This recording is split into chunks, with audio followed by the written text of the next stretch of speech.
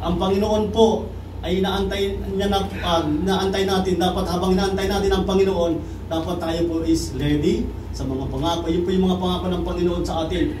Dapat yun po yung ating magiging kuha natin gagawin habang tayo nag-aantay sa ating Panginoon. Amen?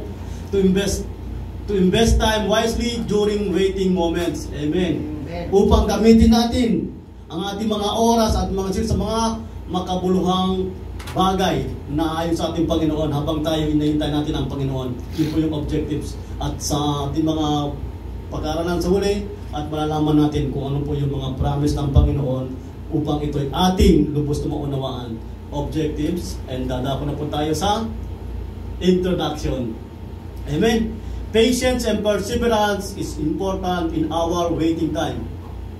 Sabi nga, ang iba't iba ang mga espiritual na kaloob, ngunit isa lamang ang espiritong nagkaloob ng mga ito. Sabi sa 1 Corinto verse 12, chapter 12 verse 4. Amen? Iba-iba ang mga spiritual na pinag. Alam ba yung mga spirit, yung fruit of the Holy Spirit, di ba marami? Pero yung pinagkaloob sa atin, yung patience and perseverance, yung pagtitiyaga at ang pasensya. Pasensya, habang tayo nabubuhay dito sa mundo, dapat maangkin natin yung makamit na lakaran natin. Yung patience natin dapat lagi nakuha sa atin. Tapos yung perseverance, dapat lagi tayo magtiyaga. Sabi nga, pag may tiyaga is may nilaga. Amen. Sabi nga, ulam. Amen. Sabi nga, there is no shortcut in discipleship process. Tunay nga po, ang mga discipleship po, ito po yung mga leaders na po na dinidisipulo na, ganun din po yung mga disipulo ni Jesus Christ noon, di ba? Kahit na disciple niya na, kasama niya na siya, tinuturuan pa rin siya, kinililid pa rin yung mga disciple na para po sa pagdating ng panahon na siya rin po yung maging leader na alam na po nila yung kwan. Kasi wala pong kwan, wala pong isi sa pag-disipulo. Kasi doon po tayo natututo, doon po tayo nahuhubog, upang itong mga karunungan nito is mag-share din po natin sa iba. Yun po yun. Dapat sabi niya ganun, lack of patience lead to disaster or failure. Diba? Kapag hindi tayo napagpasensya, pag wala tayong pasensya, kahit na sa personal natin, physical natin, kapag sa kwan natin, ordinary pamumuhay natin, diba? Pag nawala yung pasensya natin, diba? Parang tayong kwan, hindi tayo lagi tayo na mainitan ng ulo, tapos yung magkasama natin. Oh. Pero sa Panginoon, sabi ng Panginoon, lagi dapat natin angkinin yung kanyang presensya, yung kanyang presensya pa nga, yung perseverance. Dahil ang Diyos ay mapagkumbaba at may tiyaga. Amen. Dapat bilang isang Kristiyano na, isang leader na, dapat nandun na po tayo sa may pagpasensya na po tayo, meron na po tayong pagkapakumbaba sa bawat isa. Amen. At tayo nga po kasi inuhubog ng Panginoon, nauhubog na po tayo sa salita ng Panginoon. Kasi habang tayo lumalakad sa salita ng Panginoon, tayo po nauunawaan natin kung ano po ang ibig sabihin ng patience. Amen? Amen? Amen. Amen po. Okay. Yan na po. The value of patience and perseverance in waiting. Perseverance, persistence in doing something despite difficulty or delay in achieving success. Amen. Sa ating paggawa, sa ating pagkatyaga, dapat natin, yung bago natin, yung habang tayo'y lumalakad dito sa mundo, dapat yung mga, di ba yung mga inanayos natin na makamit sa success sa ating buhay, dapat natin pagtyagaan yan. Kasi wala naman nag-aaral ng medisina na hindi pinagtyagaan na paging doktor agad. Diba? Ganun din po sa salita ng Panginoon. May process po tayo lahat. Hindi po tayo basta-basta maging leader or what, kung hindi po tayo na process ng Panginoon. Kasi ang nais ng Panginoon is mamuhay tayo na may pagkumbaba, may pagtyaga sa kanyang salita upang ito'y atin din po mayatid sa ating mga kapatid, sa mga hindi pa nakakarinig ng mga salita ng Panginoon. Amen? Patience or long-suffering is one of the fruit of the Holy Spirit. Hardest to achieve but can be achieved. Amen. Amen. Kayo po ay agree dyan? Amen. Amen. Tayo po, yung patience po, yan po yung fruit of the Holy Spirit.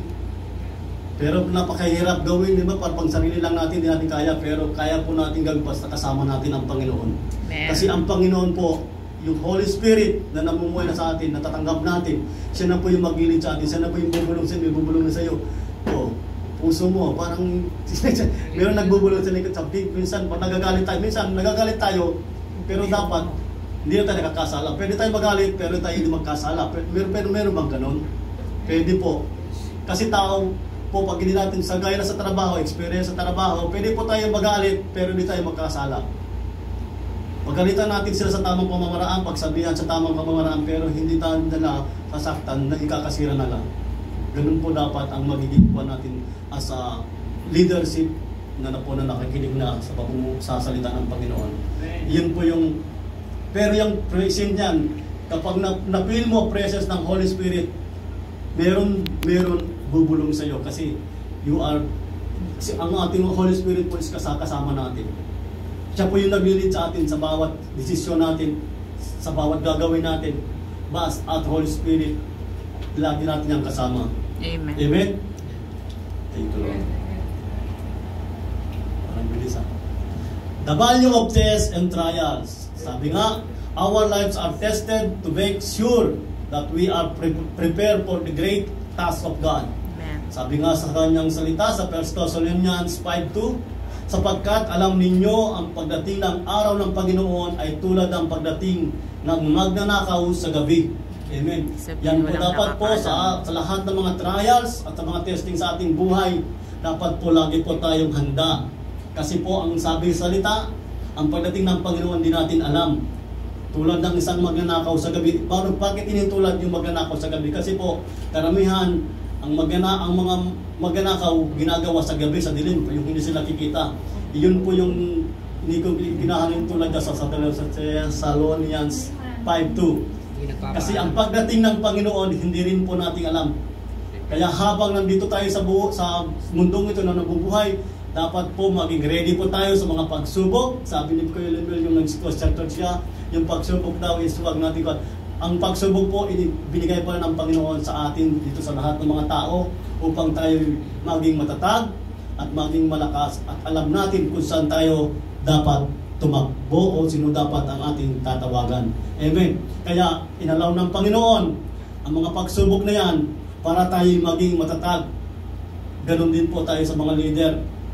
Inaalaw ng Panginoon yung mga pagsubok sa ating kahit ng mga pastors na, kahit mga leader pa, inaalaw ng Panginoon natin mga pagsubok sa ating buhay upang tayo maging matatag at maging kagamit-gamit sa gawain ng Panginoon. Kasi kung wala tayong test, wala tayong parang sabi ni Satanas sa atin, ay sa atin yan. Kakampi ko na yan, di ba? Every trials, praise the Lord. Amen. Kasi alam natin kung sino ang dapat nating takbuhan, kung sino dapat nating lapitan, nandyan po ang ating Panginoon. Amen? Amen. Do not avoid the test of life. Sabi niya, huwag nating alisin. Iwasan. Ano ba yung alisin? Test? Huwag iwasan. Iwasan ang mga pagsubok sa buhay. Di dapat din iwasan yan. Dapat natin yan, Hinaharap. Nilalabanan natin yan. Binibigay. Kapag hindi natin kaya, sabi ng Panginoon, bigay mo sa akin lahat ng pagsubok. Di ba? Lahat na naranasan natin sa buhay. Ano man po, karamdaman, kasakitan, kabiguan, ipagkatiwala natin sa Panginoon. Kasi sabi ng Panginoon, sabi niya ganoon, ipinagkatiwala niya sa atin, ay inalaw niya yung pagsubok na ganito, na alam natin na ito ating mapapagtagumpayan. Amen? Amen.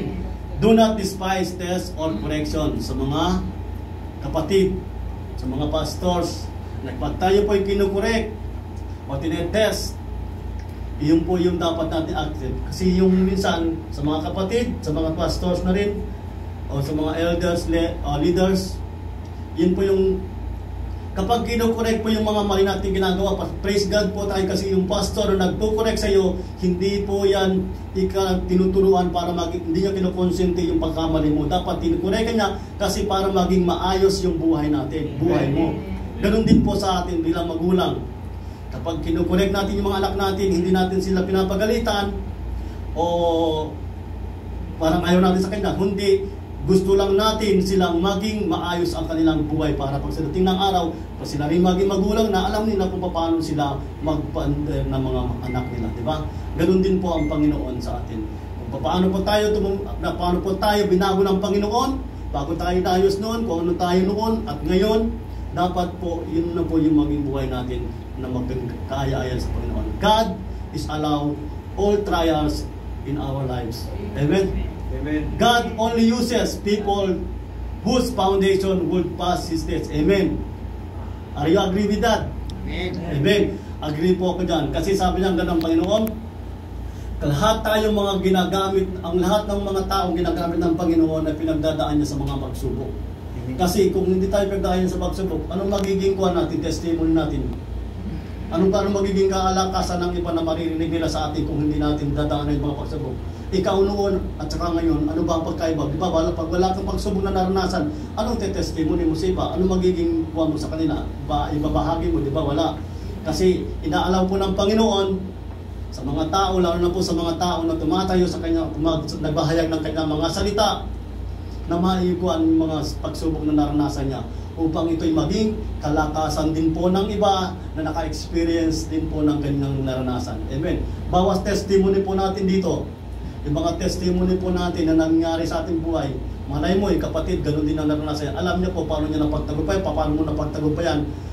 Yung sharing po sa mga cell group, ganun din po yun. Kasi bawat mga salita ng panahon ng pinag-ausapan natin, magiging kalakasan din ng bawat isa ng mga leaders, yun din po ang mga nasishare natin. Amen? Amen. Ang Diyos po ang gagawa ng paraanan upang tayo maging kagamit-gamit sa kanyang ubasan. Amen? Amen. Hallelujah. Thanks. Facts and purpose of waiting. Sa Tagalog, hindi ko na alam yung Tagalog yan, pero Katotohanan at layunin ng pagbibigay. yes. Facts and the purpose of waiting. Amen. Waiting time is preparation time. Waiting time is not either time for productivity. Amen. Sabi niya ganoon, ang paghihintay raw ay isang huli ng walang ginagawa, kundi dapat maging produktibo. Dapat ang mga ginagawa natin habang tayo'y nag-aantay ay yung mayroong magandang resulta. Kasi ang nais ng Panginoon, kung ano yung tinanggap mo sa Kanya, kung ito na ngayon, dapat po yung ginagawa mo is kaaya-aya pa rin sa Panginoon. Hindi yung tinanggap mo na siya ngayon, tapos ganun ka pa rin ginagawa mo. Wala rin, di ba? Parang hindi nagmamanifest sa'yo kung sino pa talaga yung tinanggap mo sa buhay. Amen. Dapat habang tinanggap, di ba, may pang nagpapagpapag ka na, di ba? Ganun din sa girlfriend, boyfriend, pag bago magpapakasal yan. Kapag nagbuwang pa yung isa, naghanap pa ng nanliligaw pa sa iba, parang hindi siya man sa kanya, sa girlfriend niya, di ba? Parang hindi siya honest. Yun din ang gusto ng Panginoon. Habang inaantay natin ang Panginoon sa kanyang pagbalik, dapat ang ginagawa natin is produktibo, yung merong kabuluhan, yung nakakaakuan sa Panginoon ba? Dagdag ba sa kagalakan ng Panginoon? Hindi na dapat po tayo pa yung dapat na mag-ayos, is ikaw pa yung nagpapaayos. Parang hindi magandang pakinggan, di ba? Amen. Hallelujah. Be an asset and not liability. Be an asset. Maging katiwala tayo ng Panginoon sa kanyang pinagkatiwala sa atin. At ang lahat, ano ba yun yung buwan natin? Yung mga kagustuhan ng Panginoon, dapat yun din na dapat ang maging ginagawa natin. Pagka-asset, yung taga-kuwan tayo, yung taga-turo, yung kung anong tinuturo ng Panginoon sa atin, dapat ituro rin natin sa iba. Sa mga salita ng Panginoon na narinig natin, dapat na natin i-share sa iba para yung salita ng Panginoon ng kaligtasan is malaman din nila. Amen.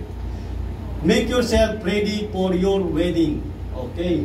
Sabi nga, ang ating topic is waiting for wedding. Amen. Dapat tayo po is maging ready sa ating sa ating kasal kay Jesucristo. Sa pagdating ni Jesucristo, dapat yung ating sarili talaga alam natin na tayo rin handang-handa na. Amen? Handang-handa na po ba tayo kung sa pagdating natin Panginoon? Dapat po lagi po tayong handa. Ano po dapat ang gagawin natin? Dapat po lahat na po ng ating ginagawa is hindi na po nakakakuan sa Panginoon, halip na ang gagawin natin is naayos sa Panginoon. Dapat ang lahat ng ginagawa na natin is ayon na po sa Panginoon para yun po yung ready na po ang ating sarili. Hallelujah. Ito po yung 3 po natin. Waiting time is testing time. Preparation is worth nothing without testing. Sabi nga sa kanyang salita sa Santiago 1 verse 2 to 4. Mga kapatid, magalak kayo kapag kayo'y dumaranas ng iba't ibang uri ng pagsubok.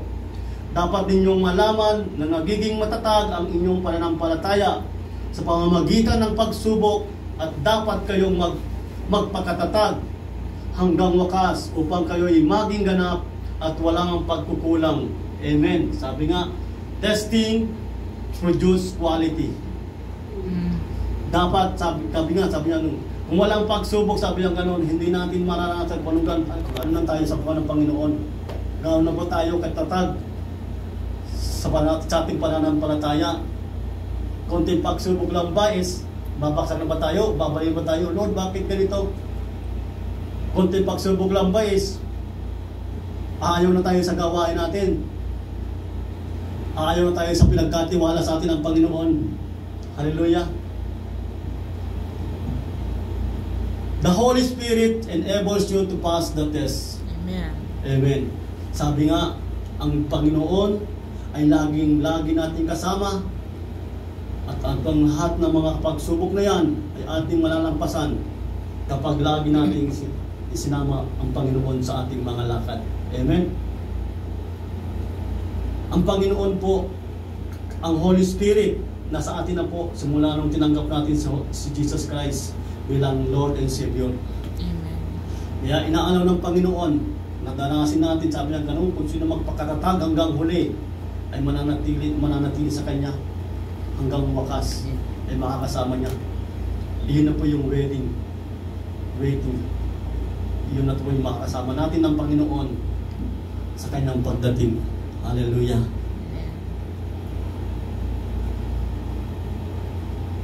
Uy, parang mababa po kabilis.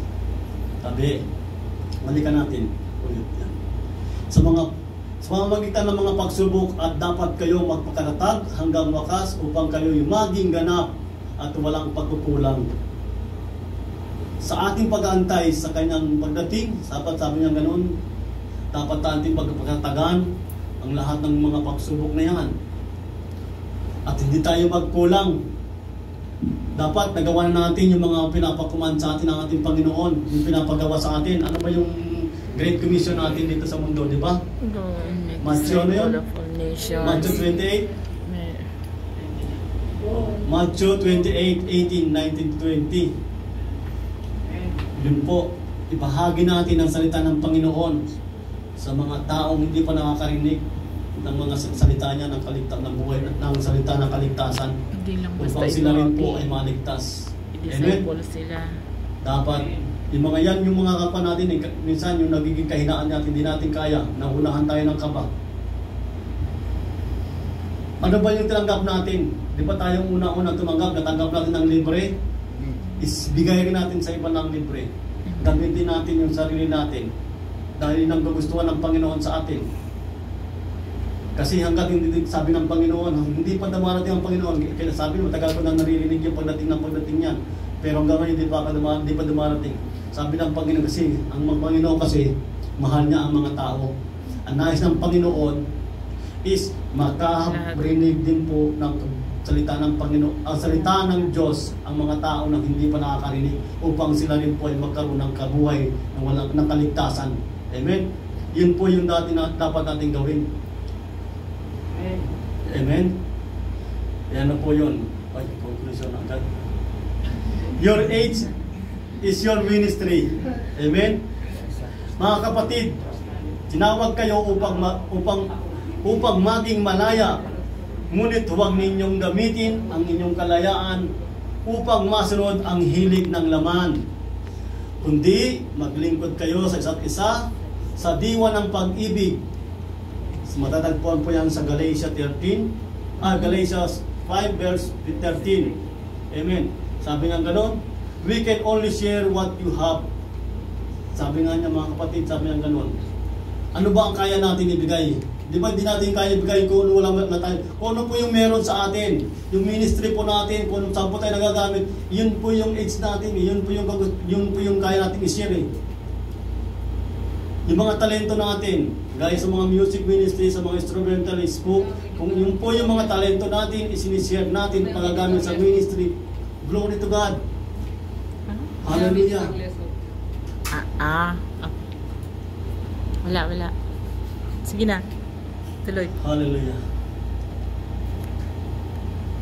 At saka sabi pa nga dyan, sabi nga gano'n, yung mga kalayaan natin, yung binigay ng Panginoon sa atin na kalayaan, dapat huwag natin sundin yung hilig lang ng ating katawan, ang hilingan ng laman.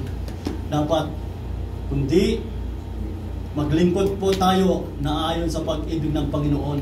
Amen. Amen. Hindi po yung hilig lang natin, yung kagustuhan lang natin. Kasi kung sa kagustuhan ng laman natin, baka maging failure na tayo pagdating ng Panginoon, hindi na tayo handa. Hindi tayo magiging handa sa kanyang pagdating. Baka sa dami natin ginawa, sabi nga, sa 10 mong ginawa, isa lang ang mali, mistake, makuha pa rin tayo sa Panginoon. Dapat, habang tayo lumalakad sa bundong ito, dapat everything na ayon sa ating Panginoon ang dapat natin gawin. Dapat, yes, hallelujah. You're steward of the greatest gift. Tayo po yung katiwala ng Panginoon sa mga pangako niya, sa napakagandang pangako niya sa atin. Tayo po, sa biyaya ng Panginoon, tayo po ay naging karapat dapat na maging kasama niya, maging steward na dito sa bundong ito. Kasi itong bundong ito talaga is napamumuhayan ng masama, napamumuhayan ni Satanas. Kaya ang Panginoon, sa biyaya niya, pinagkaloob ng kanyang anak upang tayo maligtas. At sa biyaya ng Panginoon, tayo naging stewards niya sa kanyang mga biyaya na ito. Amen? Amen. Amen. The gospel of Jesus Christ, that is your age. Sinabi ko na kayo na, di ba? Yung salita ng Panginoon, yun po yung ministry natin na dapat natin i-share yung salita ng Panginoon sa ating mga kamag-anakan na hindi pa nakakarinig ng salita ng Panginoon, sa ating mga kapatid, sa ating mga kamag-anak, sa ating kapitbahay. Gamitin natin ito ministry evangelist. Ihayag natin sa mga hindi pa nakakarinig ng salita ng Panginoon upang sila rin po ay magkaroon ng buhay ng kaligtasan spiritual. Amen? Amen. Tapos na.